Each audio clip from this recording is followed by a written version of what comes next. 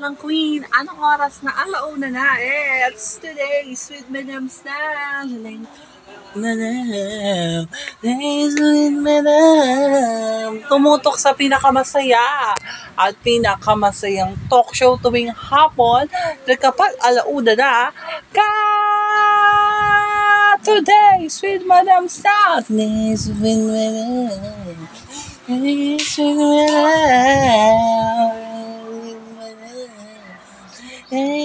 Madam. Tumutok sa pinakamasayang talk show tuwing hapon kasama mga Queen of Advising dahil ngayong hapon masasaya ang ating hapon dahil mayroon tayong mga bagong pakulo na hinaain para sa inyo mga kakala. Umpisa na natin sa special topic. Ang makakasama natin sa special topic, pag-uusapan natin ang mga kontrobersyal na pag-suspend ng It's Showtime. Abangan natin nga kasama si Meme Vice Ganda, Ann Curtis, Jong Hilario, and Bong Navarro.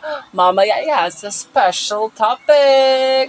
At mamaya sa celebrity guesting, ang main host ng It's Showtime na sina Vice Ganda, Ann Curtis, Bong Navarro, and Jong Hilario, makakasama natin mamaya sa celebrity guesting. At mamaya sa Word of Wisdom, makakasama natin si Ann Curtis.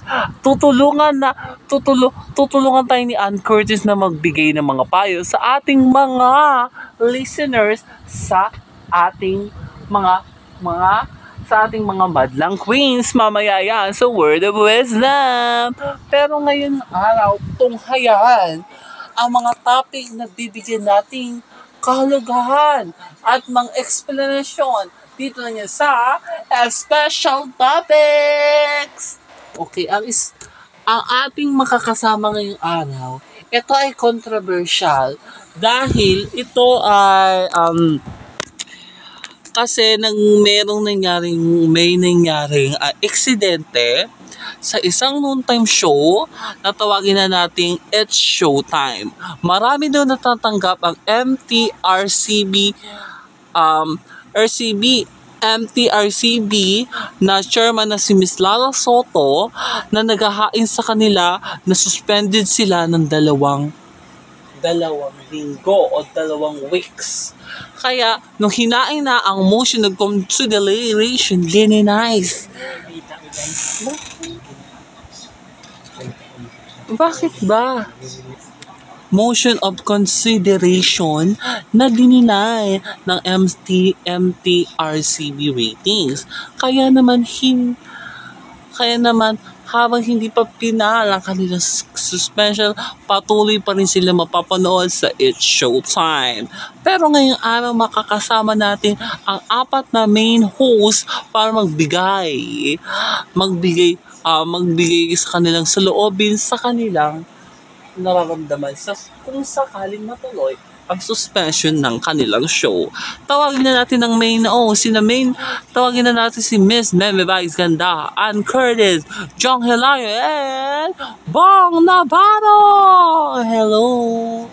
Okay, pag-usapan natin ito ang special topic number 1. Ang unang topic is yung issue.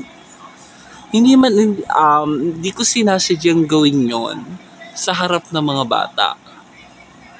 Imbis katuwaan lang yung nangyari, may mga CCTV kaming hindi nagawa, gagawa ko ng public apology para malinis yung kaso namin, para yung kaso namin hindi nagiging included sa maraming tao. Diba? Para malinis din yung aming pangalan ni Ayon Perez doon sa aming issue na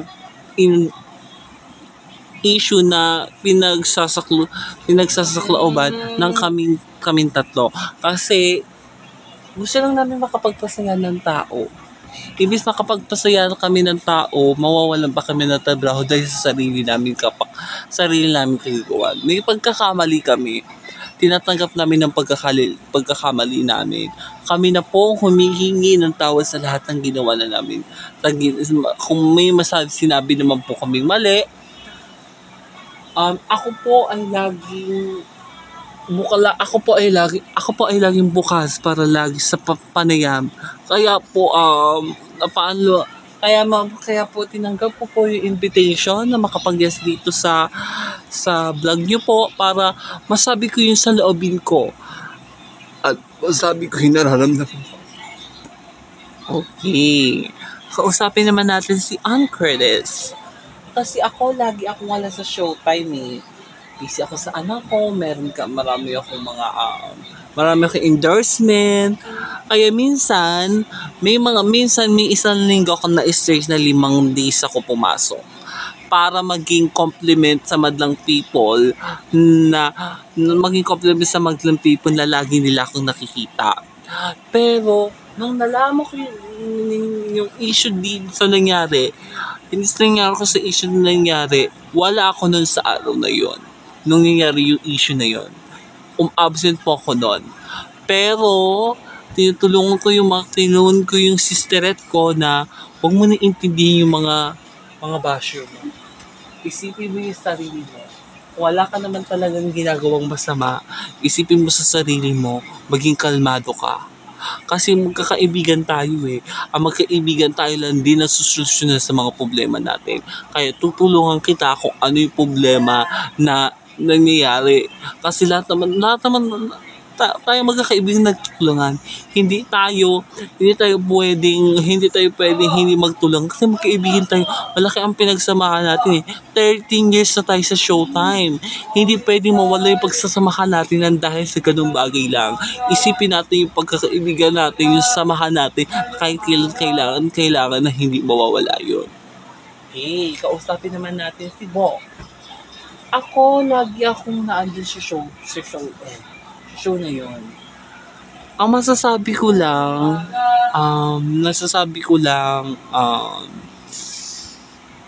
hindi kami nagpapa-apekto sa sinasabi ng iba.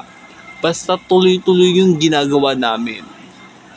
Kahit hindi pa pinal yung desisyon ng MTR sa RCB sa suspension namin, tuloy pa rin kami magpapasihan ng tao. Jong Hilario, ganun, sumang-ayon ako sa sinasabi ng mga kaibigan ko. Lahat ng sinasabi nila totoo at wala yung halong biro. Kasi yung mga sinasabi nila makatotohanan. Kaya yun yung mga sasabihin kung ano man ang masabi ko dito sa harapan ng Today Bigman na lahat na nagsasabihin ng mga kaibigan ko totoo at sa lahat ng sasabihin ko po ay totoo. Kasi yun po yung mga dapat kong sabihin na mga kung ano po yung dapat na lang namin sabihin, yun lang yung dapat. Yung bawal dapat sabihin, yun ang hindi namin sasabihin. Yun ang lagi namin sinasabi bago magsimula yung show. Kung ano yung dapat sabihin, yun lang ang dapat sabihin. Kung hindi yung mga hindi dapat sabihin sa TV. Kasi Philippine TV pinapanood ka ng maraming tao, tapos makakapagsalita ka ng ganun. Maraming tao magre-react sa ginawa mo kasi mali. Maraming tao magre-react sa ginawa mo kasi mali yung ginawa mo. Yun yung expect ng ginagawa sa amin. Sa maintindihan nila yung inclusion para sa amin. Yun lang po. Maraming salamat. Meron-Vice Ganda, Ann Curtis, Jong Hilario, and Bong Navarro. Imbitahan niyo na sila sa inyong mga shows. Ay, oo nga po pala. It's showtime po. Yung sinabi po kanina, hindi po mo pinag-decision yung suspension namin. Papanood niyo pa rin po ang It's Showtime sa GTV, A to Z, Kapamilya Online Live, TFC at sa lahat ng digital platform worldwide. At nanood po kayo ng Everybody Sing Saturday to Sunday 7:15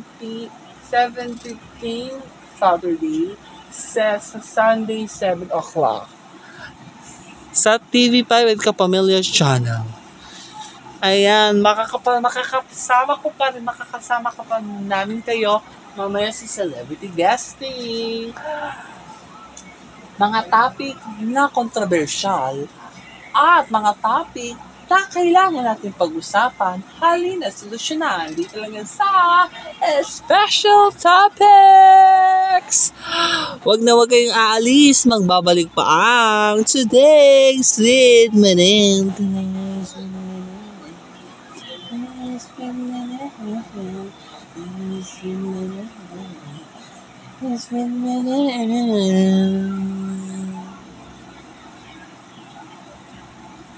Today's with Maneng.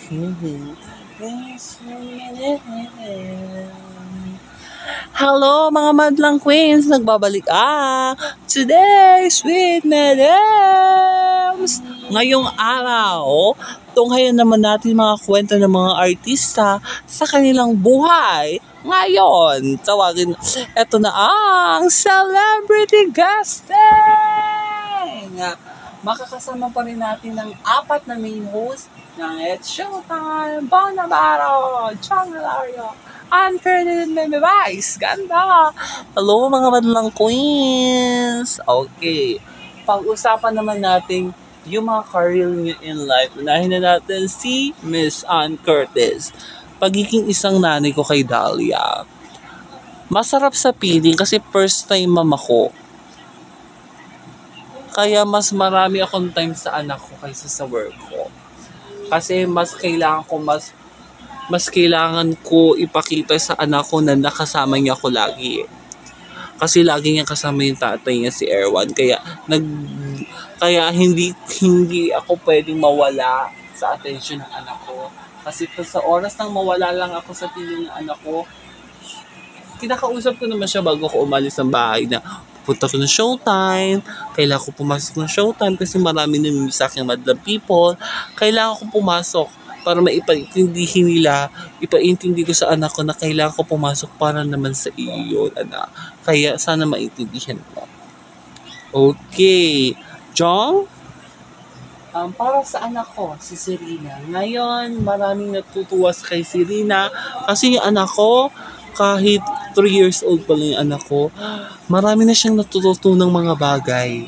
Nakakapagsalita na siya, marami na siyang nasasabing mga salita, marami na siyang natutunan, maraming taong nakakapagpasaya sa kanya, maraming taong natutuwa sa kanyang ginagawa kasi maraming nagbibigay ng toy sa kanya. Natutuwa yung anak ko kasi maraming nagbibigay ng toy sa kanya. Kaya yung maraming yung nagbibigay sa amin po ng mga toy, na-appreciate po namin yung effort ninyo para sa anak kong si Serena. Sana po wala po kayo sawang suportahan yung anak ko sa YouTube channel ko po at saka sa Facebook ng anak ko at sa Facebook ko. Andun po nakapost po lahat yung mga kwela at mga learning lesson at mga food vlog ng anak ko. Bong Navarro. Masaya ako na nakabalik ako ng Showtime nung nangyari sa issue naman sa akin, nangyari sa issue ko sa akin, sana makalaya ako para makabalik ako sa tahanang doon ako nagsimula. Kaya tinamaga pa rin ako ng mga taong doon ako unang nakilala eh. Hindi ako pwedeng mawala doon sa lugar na kung saan doon ako nakilala. Kasi doon ako nakilala, hindi ako pwedeng mawala doon. Doon ako nakilala. Hindi ko pwedeng hindi ako babalik sa lugar na kung saan doon ako nakilala. Tama naman yung sinabi mo. Doon nag-umpisa ka sa Showtime. Sa Showtime ka na din nag-asawa at nagkaroon ng anak. Doon ko nakilala yung asawa ko si Trina. Kasi yung asawa ko, napakabait ng asawa ko. Nung simula lang nakulong ako, yung asawa ko pa rin nag-aalala sa mga anak ko, binibisitahin niya ako, pinapadalahan niya ako ng pagkain. Mahal na mahal ako ng asawa ko at mga anak ko. Hanggang ngayon, marami pa rin nagmamahal sa akin at marami pa rin nagpapakita ng love nila sa akin at sa mga anak ko. At na-appreciate ko po yan. Kasi mahal na mahal ko po kayo mga Madlang Pips at magpapatuloy po pa kami magbigay ng saya sa It's Showtime sa GTV ay A2C at marami pa pong iba. Yun lang po at maraming salamat. Maraming salamat, Vice Ganda. Wala na akong dapat sabihin. Hindi ko man sabihin na perfecto yung buhay ko ngayon. Pero meron akong mga kakaibigan na matatali kong kaibigan. Yung mga kaibigan ko na kahit sa oras ng kagipitan, sila pa rin yung makakasama mo. Kasi kaibigan ko sila eh. Kahit kailan hindi sila mawawala sa puso ko at sa buhay ko. Kasi kaibigan ko sila. Na kahit kailan sa oras ng pangangailangan, ang kaibigan ay kaibigan. Kahit kailan, pag may oras ng kagipitan, kaibigan mo pa rin ang iyong madadamayan. Kaya hindi ako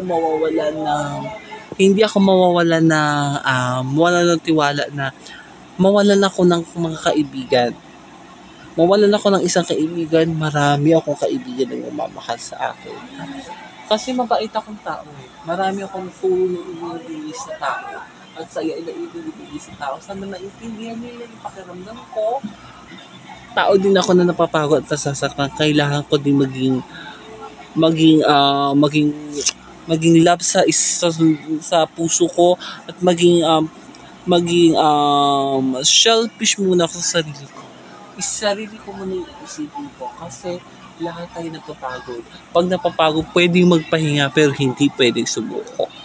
Maraming salamat, Meme Vice Ganda, Ann Curtis, Jong Hilario, and Mr. Bong Navarro. Makakasama pa natin si Ann Curtis mamaya sa Word of Wisdom. Maraming salamat.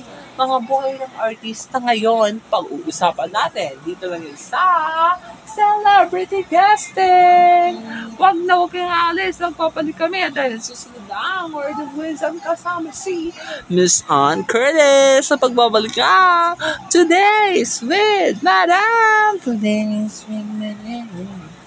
Today's with Madam. Today's with Madam.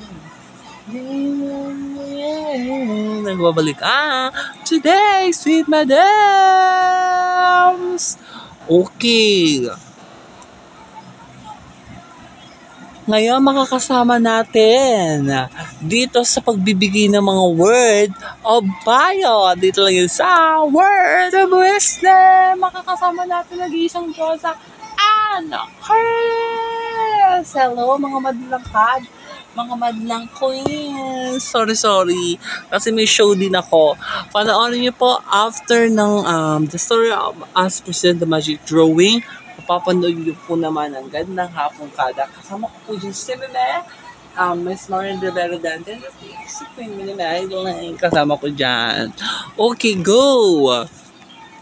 Okay, unahin na natin yung Word of Wisdom na ipinadala ni Clarice. Sabi ni Clarice, ano ang pwedeng first time mom? Yeah. Ang word na binigay niya is first time mom. Masarap sabihin na isa ka lang. Pag-usapan natin yung first time mama. Kasi pag unang beses mo palang magkaanak at first time mo maging isang nanay, dapat yung unang responsibilidad mo ang anak mo. Kailangan mo alagaan yung anak mo. Ipakita mo yung pagmamahal mo sa anak mo. Ipakita mo ang magandang asal at nakikita ng mundo ng kanyang kinakalikahan. Kasi ito yung mundo na kinakalikahan niya eh. Kahit mahirap man kayo, ipakita mo man lang sa kanya ang magandang asal ng isang tao. Yung ipinapakita yung magandang ugali ng isang tao na kahit kailanman hindi pwedeng mawala sa isang tao. Kasi sa isang tao, hindi pwedeng mawala ang magandang asal. Tiwala sa sarili, self-confidence, maka-Diyos, makatao, at marami pang iba.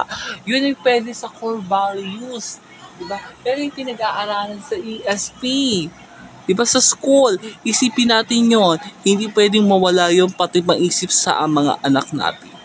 Okay, maraming salamat. Ann Curtis sa pagsama sa amin sa Word of Wisdom. Mga payo at makabuluhang payo, magbibigay tayo ng konklusyon. Ito ang Word of Wisdom. Maraming salamat mga madlang queens at sa mga ating mga kakada after po ng today. To Story About Us, The Magic Drawing, mapapanood nyo po ang gandang hapon kala. Magkita-kita ulit tayo mga madlang queen bukas, alauna ng hapon. Magkita-kita tayo dito lang yun sa Today's with Madam Season 3. All out sa saya. Today's with Madam.